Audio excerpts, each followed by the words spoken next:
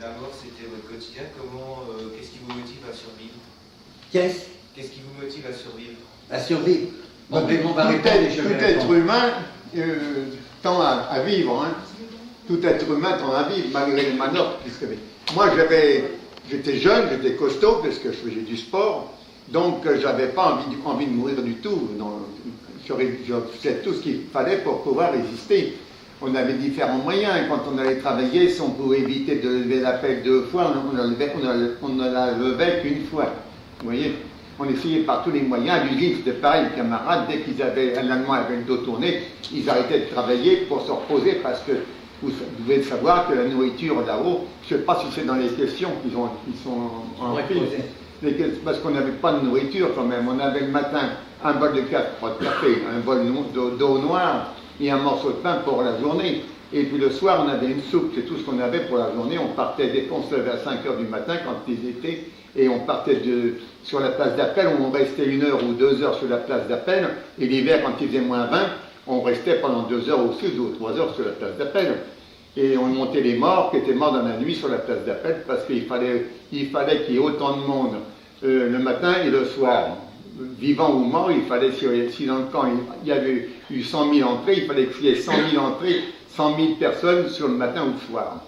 Donc on résistait parce qu'on voulait d'abord revenir, parce qu'on avait tous des familles quand même. Moi je voulais revenir, j'avais une amie que j'aimais beaucoup et je voulais revenir pour elle. Et puis en même temps, j'avais des parents et bon, on a l'espoir de revenir, on a une survie comme on dit. Hein. Moi j'ai toujours espéré revenir. Il y a des camarades qui étaient plus faibles, qui se sont suicidés, qui se sont laissés mourir, qui ont été massacrés parce qu'ils ne pouvaient plus bouger. Mais ça c'est question de tête, hein, de volonté. Hein. Moi je savais pourquoi j'avais été arrêté, pourquoi j'avais lutté. Donc j'avais déjà une approche plus proche que certains pour pouvoir me défendre sur ce problème-là.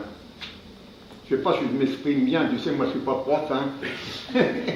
Bon, j'étais à l'école jusqu'à 13 ans, moi. Une petite précision. Quand nous arrivions à Buchenwald, nous étions rasés des pieds à la tête et nous étions habillés en reggae avec un matricule qu'il fallait connaître par cœur en allemand. Raymond vous dira son matricule, moi c'était 80 655. D'autre part, comme vous l'a expliqué Pierre dans son exposé, nous étions des esclaves, c'est-à-dire nous étions loués à des firmes dont vous avez les noms, et il y en a bien d'autres qui existent encore aujourd'hui, qui nous exploitaient, c'est-à-dire qui voulaient du rendement, et nous n'avions pas du tout l'intention de faire du rendement. C'est-à-dire, ils repayaient aux nazis tant par jour pour nous faire travailler. Et par contre, on revenait moins cher à nourrir que de nourrir les chiens des SS. D'autre part, dans tous les camps, sans exception, il y avait une culture. C'est-à-dire, à Buchenwald, le dimanche, par exemple, les Français se réunissaient entre eux et trouvaient un thème de conférence. Par exemple, je prends un exemple, c'était la bataille de Valmy ou d'autres thèmes. Par exemple, à Terezín, en Tchécoslovaquie, les déportés avaient créé un opéra. Malheureusement, après, ils ont été envoyés sur Auschwitz et la plupart ont été exterminés. Et nos camarades femmes, à qui il faut rendre un grand honneur, parce que les femmes ont joué un très gros rôle dans la résistance, et leur condition de vie était exactement la même que nous, et au point de vue hygiène, c'était beaucoup plus terrible pour elles que pour nous. Donc, les femmes du côté de Leipzig, qu'on appelle les femmes de Buchenwald parce qu'elles appartenaient à la direction du camp de Buchenwald, mais n'ont jamais été à Buchenwald, ont créé des pièces de théâtre. Et comme dit Raymond, nous avions une rage de vivre, c'est-à-dire nous savions pourquoi nous avions été arrêtés. Ceux qui ont le mieux résisté, c'est ceux qui croyaient en leurs idéaux ou ceux qui croyaient en Dieu. Ceux qui ne savaient pas pourquoi ils étaient là, c'est ceux qui mouraient les premiers. Et on les appelait souvent les musulmans. Pourquoi on les appelait les musulmans? Parce qu'ils se recroquillaient sur eux-mêmes et ils se laissaient mourir parce qu'ils ne savaient pas, ils n'avaient pas de rage de vivre comme nous. Ah, sûrement, oui. Pas de politique, si ça avait permis de... Moi, je sais que j'ai retrouvé... D'abord, il y avait comment on dirait, une amitié entre nous. Hein. On n'était pas isolés, on avait des camarades et au parti, surtout à Buchenwald, on avait beaucoup de camarades communistes et on s'est retrouvés ensemble. Et on avait... Quand un de nous avait un coup de boule, on disait, était un peu fatigué, et bien d'autres camarades étaient chargés de lui remonter le moral pour qu'il puisse résister. Ça comptait beaucoup, ça, l'amitié, la solidarité qui existait dans le camp. Hein. On donnait une cuillerée de soupe le soir pour qu'on puisse ramasser une gamelle pour aller le porter à l'infirmerie pour essayer de sauver des jeunes qui étaient très malades, très fatigués, qui auraient pu mourir, qu'on essayait de les sauver. Tout ça, ça permettait de mieux résister, puis quand même, entre nous, on disait, on veut revenir. Hein. On avait des convictions de lutte.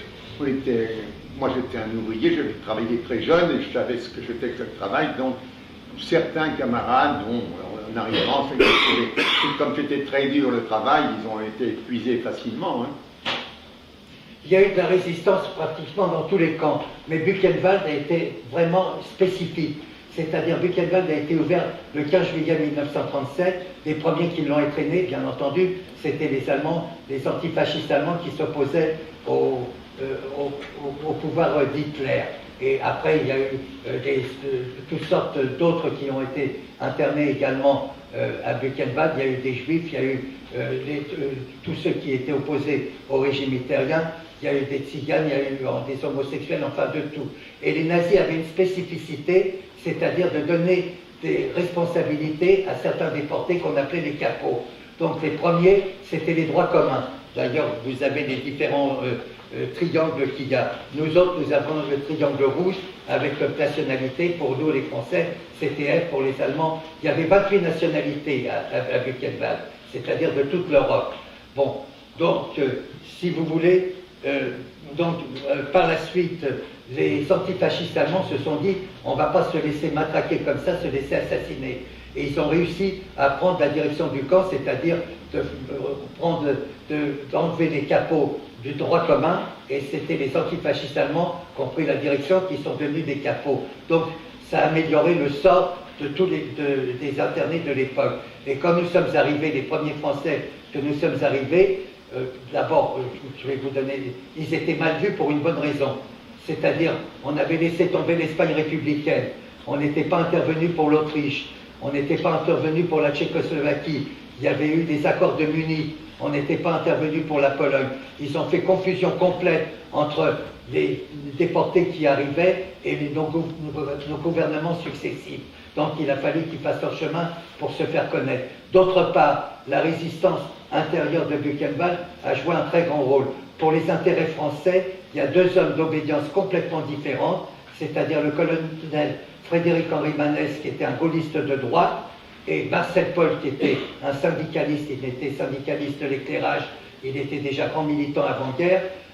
Après, donc, il était résistant, communiste, et par la suite, il est devenu le ministre du général de Gaulle, et c'est lui qui a fait la nationalisation de l'EDF-GDF.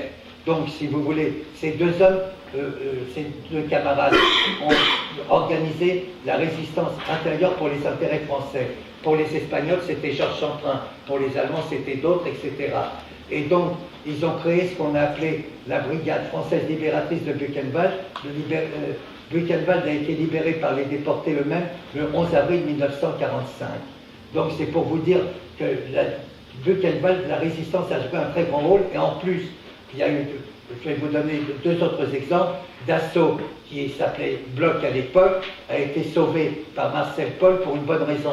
C'est pas parce qu'il s'appelait Bloch ou qu'il est devenu Dassault, c'est parce qu'on savait les services qu'il allait pouvoir rendre à l'aéronautique après la libération.